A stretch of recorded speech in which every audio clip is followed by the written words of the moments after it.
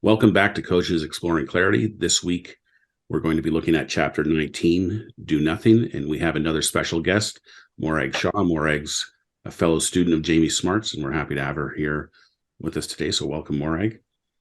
And we'll just start off like we usually do with the quote and then jump right into the chapter. So bear with me. The master doesn't try to be powerful, thus he is truly powerful.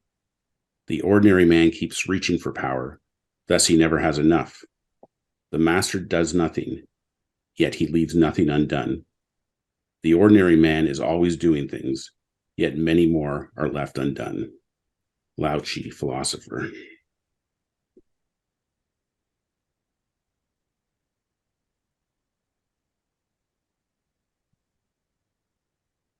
When I first read the title of this chapter, I thought, well, this will be a great one for me because I've been quite busy lately, and it'll be nice to do nothing for a little while.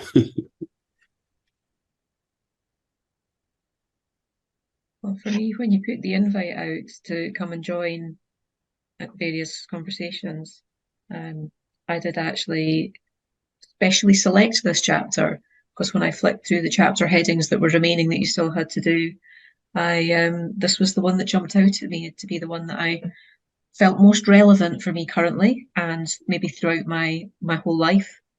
Yeah, it does feel like a bit of an ongoing story of the constantly wanting to or feeling like I should be doing things to then go to the other extreme of literally doing nothing for a while and then not being satisfied with that. So yeah, I was on a masterclass at Jamie Smart thing just before here, and I was just thinking that the sense of what the sense of doing nothing really is, and there was something that Jamie actually said about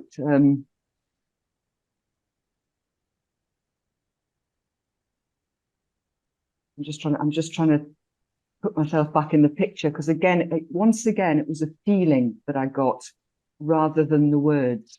Something about how insight itself can indeed be nothing.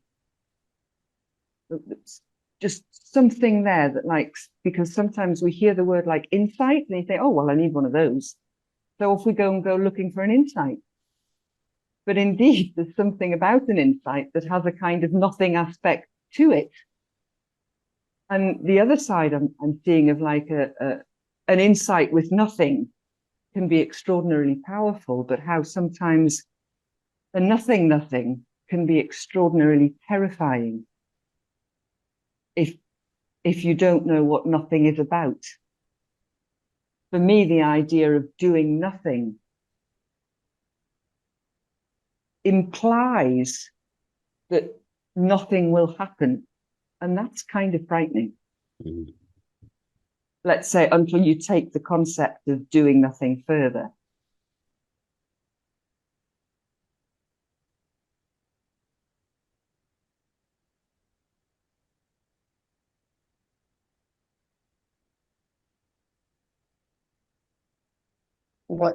What struck me, and it's just striking me again, listen to you guys, is when I loved reading this whole thing again, this whole paragraph again this morning. I was actually so excited to read it again. And what struck me was when it was kind of an if, actually it was rather an if only I could realize faster when it's useful for me to do nothing, literally to do nothing. For example, when something comes at me that I haven't been expecting and I get so up in my head that I have to do stuff, I better do something about this, and I literally don't know what to do because I'm all up in my head. So I run around in directions to do something that inevitably ends up in nothing. Whereas if I could see faster, like literally doing nothing and letting all that thinking fall away, whatever I am supposed to do, looks useful to do, occurs to me to do, will appear. But whilst I'm in I I have to fix it. I have to deal with it. I have to. It's just a hopeless scenario. And so when I even just reading the first few lines, I was like, it feels like it's almost like a load off that's available. Oh, that's okay. I can give that a go. And it works. Mm.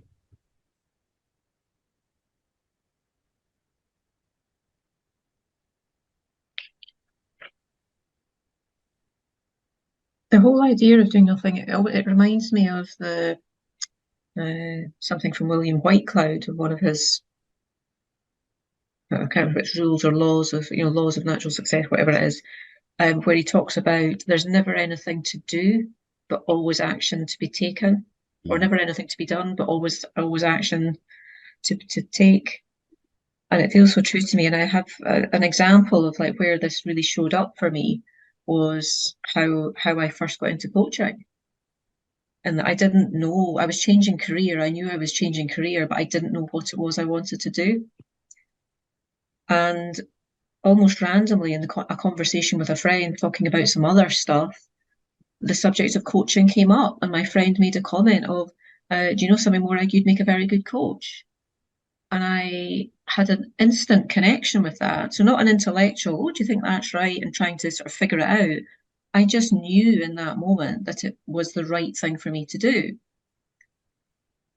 And what was interesting about that is from having been in a state of inaction, not doing anything, confusion, not knowing which way to turn, as soon as that was clear to me, I naturally started to take action without even feeling like any effort or any forcing. I, was away and checking, looking up, connecting with an old friend connection that I knew ran coaching courses, and it all happened. And within a matter of a few weeks of that, I was signed up to do a coaching qualification.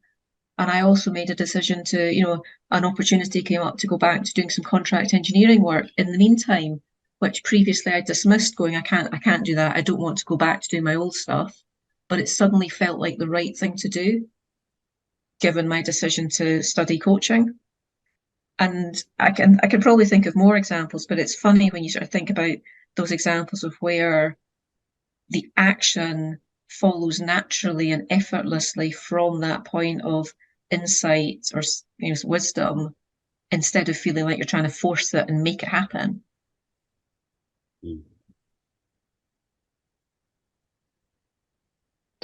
What's that, Morag?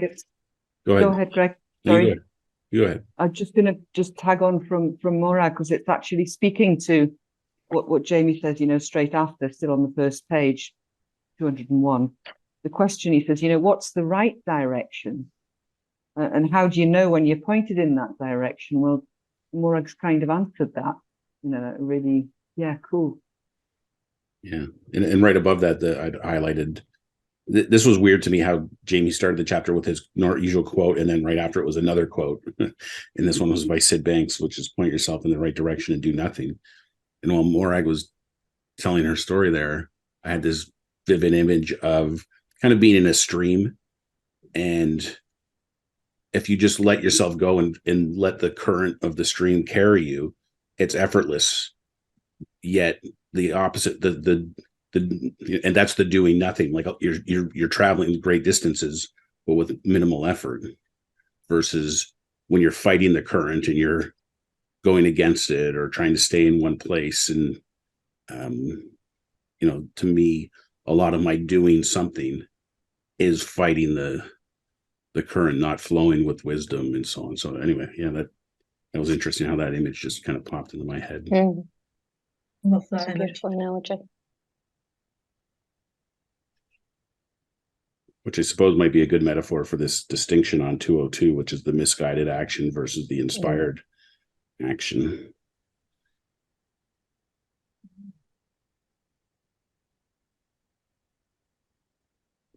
For me, I mean, the way the do nothing plays out quite often is knowing that when I'm stuck at my desk trying to do something and I'm not in the flow, like I just described, the being in that current, I just stop doing stuff and I go for a walk, or I go lie down, or I go to one of my go-to insight friendly places and just try to settle, like, let my snow globe settle down and see what occurs to me to do next. Sometimes what to do next is just take a longer nap. Yeah. Yeah.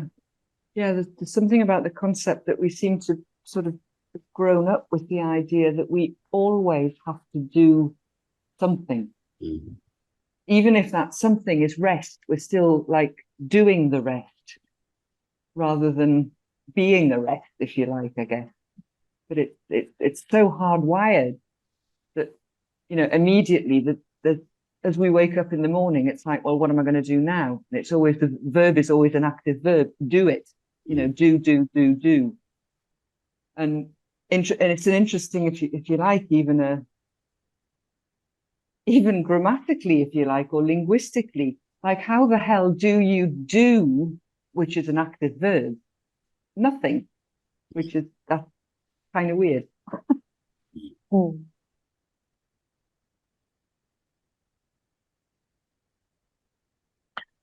I'm just thinking of so many examples of conversations in conversations with people lately, and thinking about this distinction where they've clearly been in the place of misguided action or inspired action. And it's back to you earlier, Elaine, saying it's a feeling. You can so feel when people are in misguided action. You can, it's visceral. And you experienced this from me last week, Elaine. Totally. And then when the inspired action comes, it's like there's nothing going on. So it goes from a lot of chatter to not much going on, which sometimes it seems incredible, and sometimes it just seems like it is. It's crazy. It's crazy. Although I do find, and I think the chapter sort of touches on this later, with this idea that, we can go from that place of inspired action and things are flowing, and sometimes it then suddenly stops feeling so natural, and the resistance and the doubts and everything else comes in. And I know I've been caught out with that a number of times, of going, oh, this doesn't feel effortless, this doesn't feel right anymore, it must be the wrong thing. And actually, maybe it's the right thing still, but there's just all of the insecure thinking, the contaminated thinking coming in and making it feel awkward, and feel the friction and that in there. So yes, I think it's the inspired action. It occurs to me while I was running this morning. I was thinking about this chapter as I was running this morning, and the fact that inspiration is very much just in the moment. It then doesn't, as soon as we've had that inspiration and gone to take the action, it's no longer inspiration. We have to then ask ourselves again, is this fresh inspiration? Is this still the right thing? Is this? And then act on that feeling of, when we let our thinking settle down, to feel the feeling beneath all the thinking. Oh. I love that. Yeah. Go, Elaine. Oh, go. Well, the feeling, because I guess in the same way that we, normally, if you like, strive to get rid of horrible feelings. But the truth is that the feeling will pass anyway. But that's also true of the good feeling. So that good feeling that maybe brought the inspired action is going to pass anyway, in the same way. And just as Morag said, we need to bring it back again. We need to bring it back again, because it's going to pass in the same way, just as the bad feelings do, whether we like it or not. And once the feeling's gone, so too the action, the inspired, oh, why am I doing this? Or what am I doing this for? I didn't really want to do that. Did I want to do this? I don't know what I'm doing anymore. instead of going back to that feeling. Ooh, I like that, Morag. Me too. I love that. Yeah. I love the way you described that there as well, Elaine, 'cause it does, yeah. And it's so true. I mean, that's it. That the inspiration quite often wears off when we've had a brilliant idea and we're working towards something. It can still be a good idea, but it's kind of lost that first hit of feeling. It doesn't mean it's the wrong thing, the wrong direction. Yeah.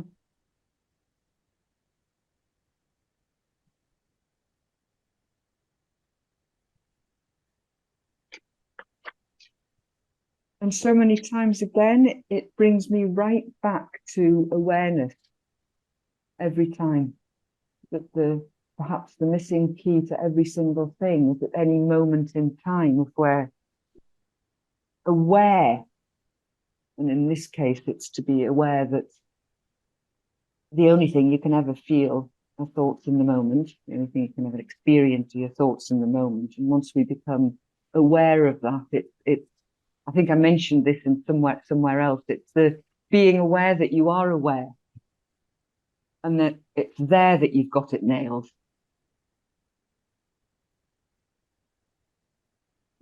Being aware of whatever awareness is that you have. You need to be aware of it every single time. Yeah, I think that ties in. I highlighted this sentence about looking to the source rather than the contents of your experience. Yeah. Mm. Yeah. And that kind of ties in with that, I think. Yeah, I when I got to page 204, the stay in the game part, it felt like a big yeah, but do nothing. Yeah, but you got to stay in the game.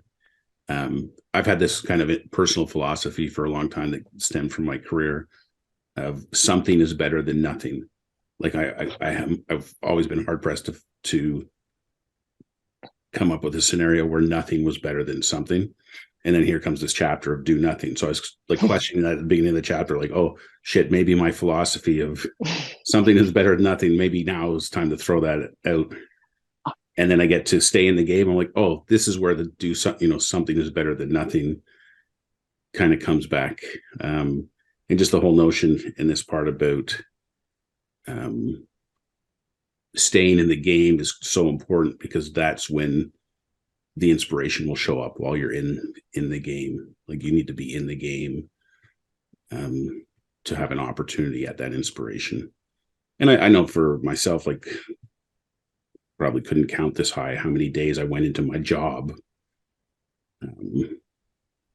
just staying in the game. Like when I woke up, I didn't want to go to work.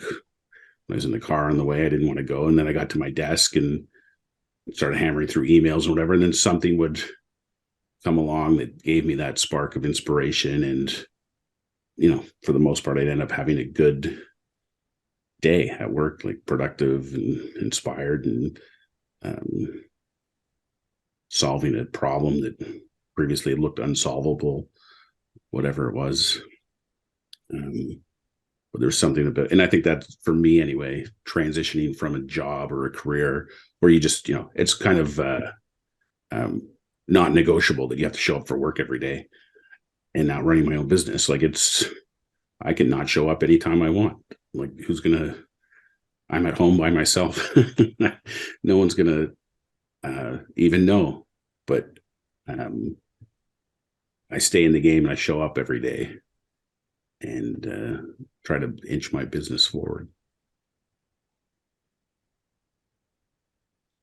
So what came to mind when you were saying that, Greg, was the idea of staying in the game, that it's how we stay in the game and who we're being and how we're being whilst we stay in the game. And there's that way. I mean, I stayed in the game of my previous career for a lot longer than I should have done. But that's because I felt like I was having to do stuff. So I was very much doing the opposite of doing nothing, of feeling like I had to keep doing what I was doing, even though it wasn't working, somehow expecting to get a different result from it. And if I did it enough and did it long enough and did it hard enough, suddenly something miraculously was going to change, which clearly it doesn't. Well, it did when I ended up in burnout and then got made redundant. So something did eventually change.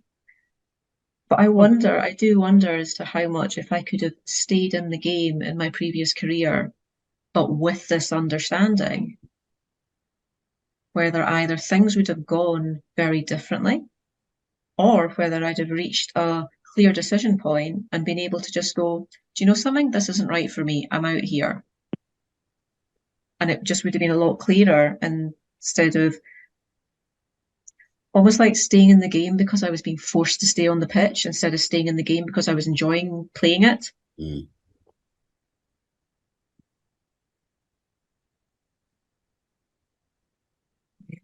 Mm. And just again, as both of you are talking, I'm just kind of wondering, it depends, it doesn't depend, it depends what you kind of, it's the game in the game. If we say stay in the game of life, well, the thing is, you actually, until that day, God bless all of us, we are always and anyway in the game of life. And within that, there'll be the game of being a parent, the game of being a football player, the game of playing hockey, the game of doing your job, the game of doing all the rest. But I guess the idea is to move from the game that you're playing and see where the game of life will always play it for you anyway.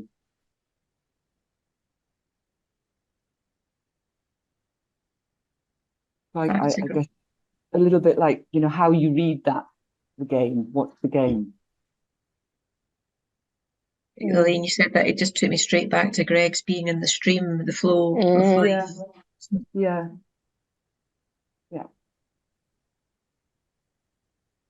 I don't know if you guys have ever had, when we used to do our conference calls at work, would be in a meeting room, and you'd have your laptop, and then everyone was joining the Zoom call, and it would get like a screen within a screen within a screen. It's like like this multiplier effect because something was going wonky with the conference call technology.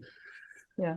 But as Morag was talking to Elaine, it was like there's so many layers of the game, right? Like there's the game of life, and then you chunk it down to the game of your job, and then within your job there could be the game with your boss, and the game with your coworkers, and the game with your subordinates, and the game with your clients, and there's like many games at foot at any given time. Like it's such a general term, stay in the game. It's like, okay, well, which one?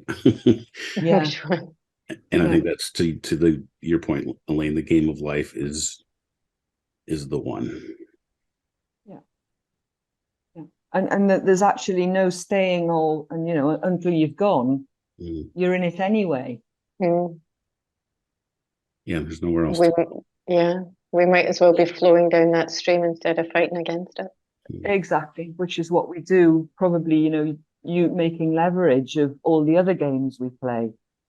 Yeah. Seeing how we can like beat the game of life, but I guess we can't. It just made me think of what we used to go to the Great Wolf Lodge, which is a water park, and the lazy river used to drive me crazy because I couldn't enjoy it. It was too lazy. Like I wanted more to be more action or something. And I just wanted rapids. Yeah, I just laugh at myself now, like how not going with the flow is like I couldn't even enjoy. So in my head about my life, I couldn't even enjoy the lazy river. Yeah. And I remember. Go ahead, Morag.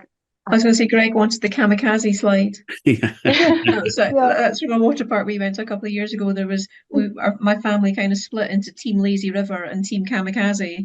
With my husband and one of my boys, they would go off and enjoy the Lazy River, and myself and my older one, we were off and enjoying the kamikaze slides, which are the almost vertical drop type things, sort of down as fast as you could go. Yeah, the adrenaline rush.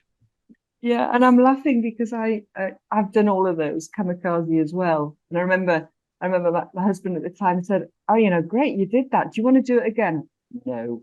But it wasn't the lazy river. It was like an in-between one, and you get on this big like inner tire, and you shoot off the top of the slide, and it seems to go on forever. And then there's like these pools where people sort of gather, and it was just. I remember I have never laughed so much in my whole life. And I was just, as we were trying to work out what was so funny, and it was actually very interesting because what made me laugh was that I had no control over what I was doing, none whatsoever. And yet, in that game, it's perhaps the only game I've played where having no control whatsoever at all could make me laugh so much, because it looks to me in my game of life that most of the time, if I have no control, it's very worrying and anxious sort of building and that kind of thing. And like, how interesting is that? You know, it was just one huge game. It was hilarious. It was like tons of people who I'd never met before sort of conglomerated in this sort of pool bit, and we kind of got ourselves to go, you know, somehow to get through it and get down the next bit of the slide. And then you sort of shoot off there, and like this thing would be spinning and you'd be going down backwards or sideways. And oh God, it was just hilarious, but like no control whatsoever at all. And again, that connects to what Jamie was talking about today. It's like you just go off into the unknown. And isn't that wonderful? Mm. And see what happens later on. And I made connection with people, met people, and just this sort of universal laughter going on with people who I'd never met before in my life, of different nationalities and didn't even speak the same language. But that one language of laughter, sure as hell, was really connecting in a situation of no control. Weird.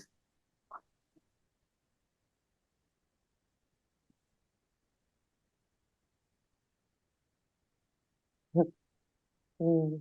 It's a great metaphor. It makes me think about how our perception of control in our lives is such an illusion. Yeah. Yeah.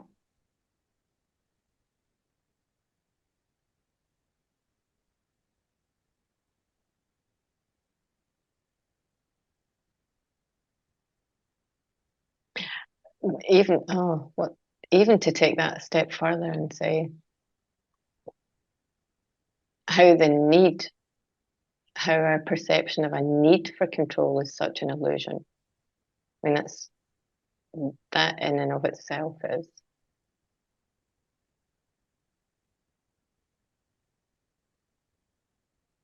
When I was listening to you there, Elaine, and your joy of remembering that, Mm-hmm.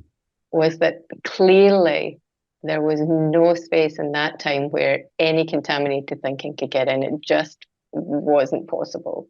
It just wasn't there. Yeah. And that's freedom.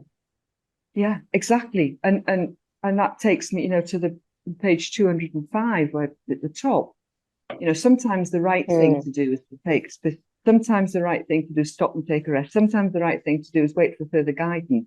In the meantime, stay in the game. There, that was the only choice I had. Mm-hmm. And perhaps again, the game of life is actually if every time we're looking for an answer or looking to what to do, it's perhaps the only place to look, which would kind of, it brings me to thinking of like, you know, we tend to look for solutions, but the Einstein quote, you know, we can't, what is it? We can't, I can't even remember it. Quote is there. We can't solve a problem with the same thinking that created it. Mm-hmm. Sort of comes back to there. So again, you know, don't look for the solution in your job. Don't look for the solution in your family. Don't look for the solution in the argument. Look at the solution in the game of life, because that's where you'll find it.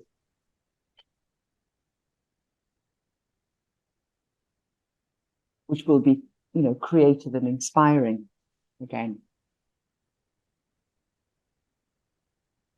That contrast between the need to control and the sheer enjoyment of there being in a situation where there is nothing you can do to control it, which made it okay to not be in control, which then made it fun. Well, maybe it is, maybe it's not what made it fun, but there it was. Yeah. It was fun, and it strikes me that need to control is what's always behind our wants and our feeling of our need to keep taking continuous action, you know, to do something, because I've got to do something to stay in control and make life go the way I want it to go. Yeah. Yeah.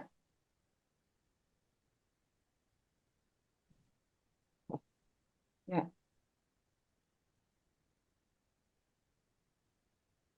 Which then, one of the other bits I'd sort of put a mark beside was further down page 205, the statement of people always do what makes sense to them based on their embodied understanding of reality, aka the level of consciousness. Every action a person takes is consistent with their understanding of how life works, even they can't explain why that's so. And just now I just see how true that is, that if we believe that we are in control of life, that we have,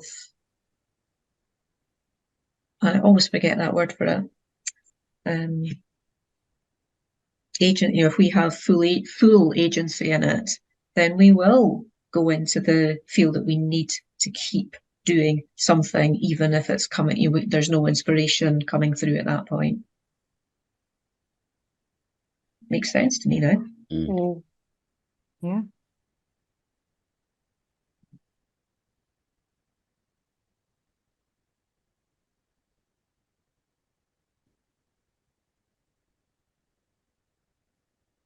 All the examples that come up. Oh, sorry. Go ahead, Elaine. No, go ahead. Go ahead. Sure.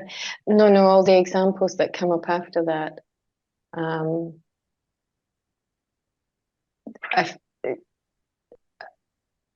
They're once again grounding, because when we ourselves, even to ourselves, are doing things that don't seem to make sense, or when we see those around us, or it doesn't really matter who it is, somebody that we think is about bonkers on TV or we've read about in the newspaper, then knowing that that is how they are operating, it removes any judgment. We might not agree, we might think it's a bit silly, but we can think whatever we like, but when you come all the way back to that and you go, well, they wouldn't be doing it if it didn't make sense to them. And there's really nothing else to put on it, I suppose. Yeah, just to add to that, Lynn, it kind of, just as well, it actually is like that, in kind of day-to-day living kind of thing, because it would be pretty crazy if people did all of that and it really didn't make sense to them, because they'd probably end up in a madhouse. Think, oh, I just go to work, I hate it. But of course there's that little something, that little nudge, because some people do go to work and hate it. But there's the nudge, and how often we just try to keep that nudge away. Oh, it makes sense to me to do this because I've got to keep the family going and I've got to pay the bills and I've got to go to work, and but I'm hating it. And there's the nudge, and there's the nudge, and that's the bit we put away. But also, if that suddenly made sense to us, it could indeed be, I'm kind of seeing it. It could be, whoa, oh my goodness, now what am I going to do? Yeah. So just as well, it makes sense, to a lot of us to be doing the things that everybody else kind of sees what people are doing and think, why do you keep drinking? Why do you keep smoking? Why do you keep working an 80-hour work week? Why do you keep doing that? It's not working. But it doesn't make sense.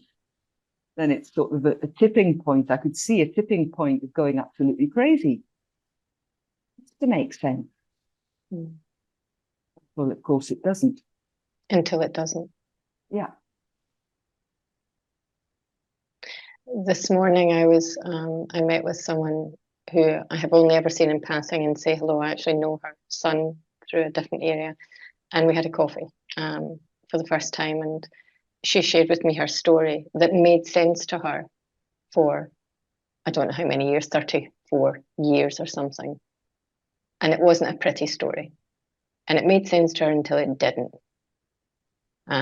She said there were elements along the way that didn't make sense, but in its entirety, for a period of time, it looked like the right thing to do, until one day it was like, no, it's not the right thing to do.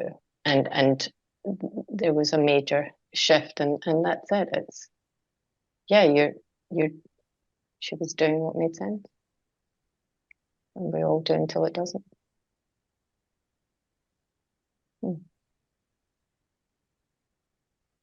This past weekend on our course that we were on, one of the, I guess a couple of exercises we did, the theme of them was taking your own medicine. Right. And so when I read this, like, people are always doing what makes sense to them. The taking your own medicine thing is, I am always doing what makes sense to me. Like, I've started thinking about these things rather than outwardly, like about my clients or my family or other people I'm interacting with, and thinking about it, you know, in my own terms, in my own life, you know, the things that that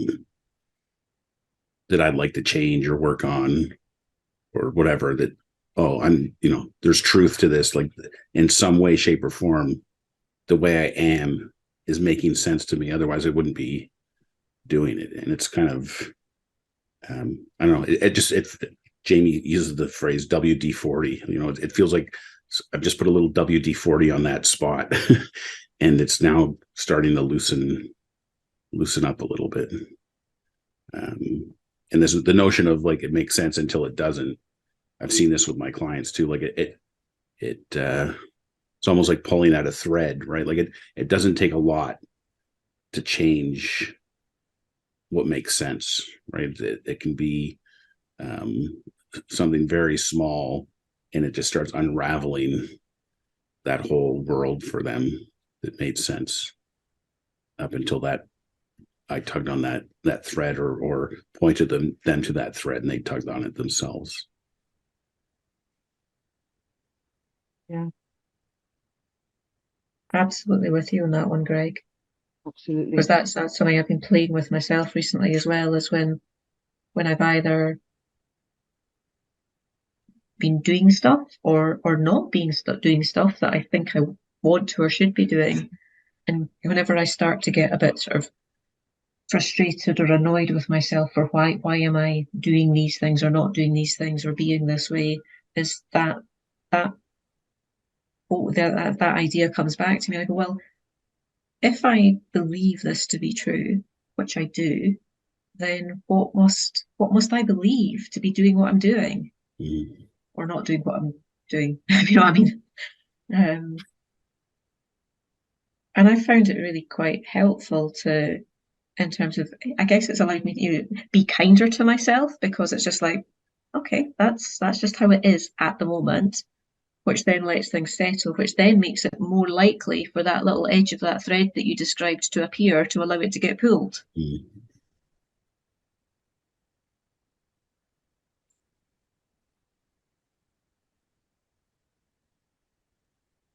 Yeah, I love that, being a little kinder and gentler with ourselves. Yeah. Well, Lynne and I know something about that, don't we, Lynne? Every conversation that we have. I'd like to say we're getting better, but I just, Greg, you might want to cut this bit out, but while it's in my mind, I'll say it. Just interesting, you know, talking of that thing, I'm just remembering how Jamie, which it's been useful for me. I've just seen something that Jamie does for me as a coach. When something comes up with a client, I'm kind of acting now, count the times. What Jamie often does, as soon as they come up with something and they say, like, look, you know, this is it and this is how it is, and it's, you know, I've got this 80-hour work week and I'm there. And Jamie will take off his glasses and go, well, that kind of makes sense to me. And I just imagined him saying that, you know, as we were talking about, you know, what things make sense to people, sort of thing. And I just realized that very fact that Jamie does that, it puts sort of him right with that person. And in that moment, when you kind of hear those words from a Jamie type person, and he says, yeah, well, that kind of makes sense. So I was just imagining that he should say that to me for something that, like, because I'm really convinced that that is the way things ought to be. And if I've got anybody in front of me that's sort of saying, you know, and yet I'll bring it as a problem, you know, I've got this 80-hour work week and I can't cope anymore. And like, so what'll happen, it'll be your best friend or whatever, and they'll suddenly say to you, oh, well, you know, you've got to start reducing the hours, you know, and so what Don't be happens stressed. is like, yeah, and like, then your mind starts thinking, well, whatever it starts thinking, mine would be like, she's not listening to me, she's doing this, doing that, or like, are you joking, mate? You know, and I've gone right back into the defensive, but just those very words that Jamie so often says, well, that makes sense to me. And then he'll say something else. But in that moment, he's got right on that raft with you. And that's when, like, you don't need to defend yourself. You don't even need to paddle the raft anymore.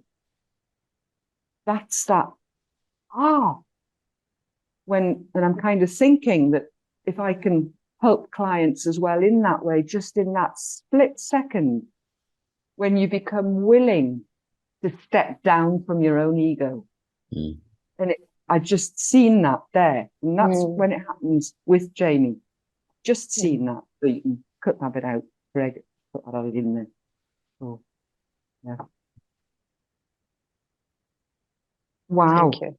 That is wow. That's priceless, Elaine, because how many times have we all heard that and seen that? Yeah.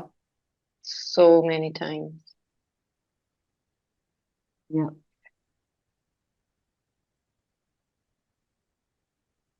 Sorry, I interrupted the flow of the. Not at all. No, thank you. That was just one of these little, you know, remember in the water slide ride, that was one of these little ponds. We've just gone round in one of those little ponds for a little while. And now we'll just flip was over nice. down the next bit. That's, Greg will keep us back on track, don't worry. He will, yeah. And he's a master editor, so he'll cut all the necessary bits out, make a nice little thread we were talking about, and we'll join it all back up. We'll be back in the flow. So, yeah. The last thing I highlighted before we get to the thought experiment was this notion of on 207. Of course, the goggles we're looking through color how we perceive our lives. You know, people who worry a lot find no shortage of things to worry about. And I made a note, my daughter. People who are easily satisfied tend to be content and enjoy what they have. That would have been my mom. People who think there's somewhere to get to and that there's better than here don't tend to spend much time enjoying the present moment. And that would be me for most of my life. And so on. There's a, you know, I can see myself in each of these statements. And it's just very curious, the whole idea of, you know, it's got nothing to do with the circumstances or it's just the goggles that you've got on, the way you're seeing the world.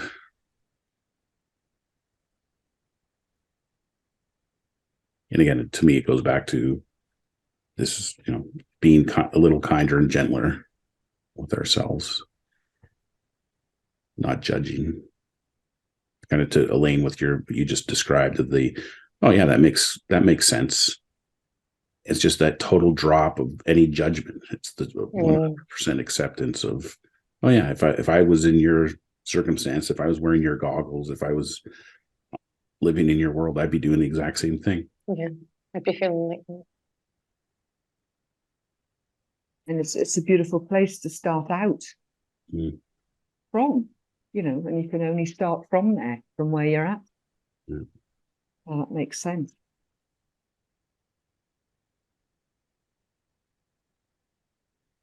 Well, let's jump to the thought experiment at the end of the chapter. So I'll just read it out, and then we can kind of go around the room and chime in. So the thought experiment: how would your life be different moving forward if you were willing to show up and stay in the game regardless of any contaminated thinking you may have.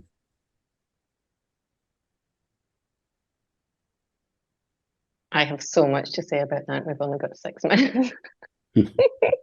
Someone else go. Come back to me. I'd love to hear yours, Lynn. Really. Well, I have now lived in my location where I live now for actually in this town for 7 years, in the area for a lot longer. On the Mediterranean, by the sea, beautiful place. Let's just say for some time, I don't even know what do they call the goggles? Oh, they don't say what kind of goggles. The goggles were almost not see-through that I was wearing for a while. And what it caused me to do was not be, whereas I was engaging with people, so doing things with people and that, I really was not in the game. I was showing up, but I wasn't in the game. So what was happening was those people weren't getting me. They were getting me with my coat of armor, my armor and whatever I was wearing. It's so interesting when you take the goggles off, actually, and let that armor fall away, what happens and what has happened in even a short space of time that's been building. But the connection with people has been astounding. It's literally been astounding. Even, for example, this woman this morning, I happened to bump into her the other day. Hey, how you doing? Oh, nice to see you. How's your son? Oh, he's back. Oh, I'd love to get a coffee with him. And she's like, oh, that'd be nice for him to talk to someone else. He's not in a good space. And that was me coming from a place of, I like this young person. I'd like to see him.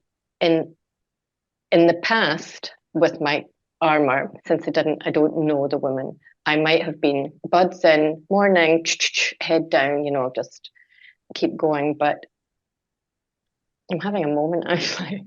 The notion of sharing myself without worrying, with nothing on it. There you go. Really, truly, with nothing on it. With no worries about people think this or people think that, or something might happen or something might not. With just literally nothing on it has been. I don't even know why I'm amazed by it, but I'm kind of amazed by it. I'm like, wow. Yeah, it's so. It's just so interesting when we show up. And it's this notion of what we were saying earlier about this game of life. We can't not be in it. I mean, we kind of can't not be. We are until we're not. Until there's a cutoff point. So what the hell are we doing if we're not? What's the point? But whilst I was doing all the other stuff, it made sense. It totally made sense to me to shield myself and protect myself. And it totally made sense to put a face on because that's what I thought I should be doing. People need to hear something or they need to see something. And then all of a sudden it just didn't make sense. That's my share. Beautiful. Beautiful.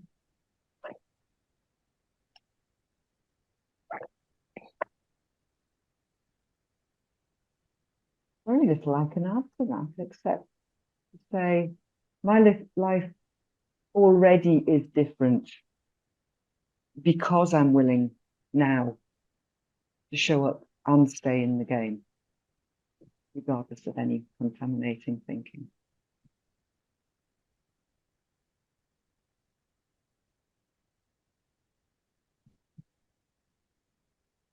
And like the interesting thing is nothing happened in the good sense. Like it wasn't anywhere near as bad as I thought it might be if I attempted to show up and stay in the game. Like literally nothing happened, but everything was different, of course. Mm.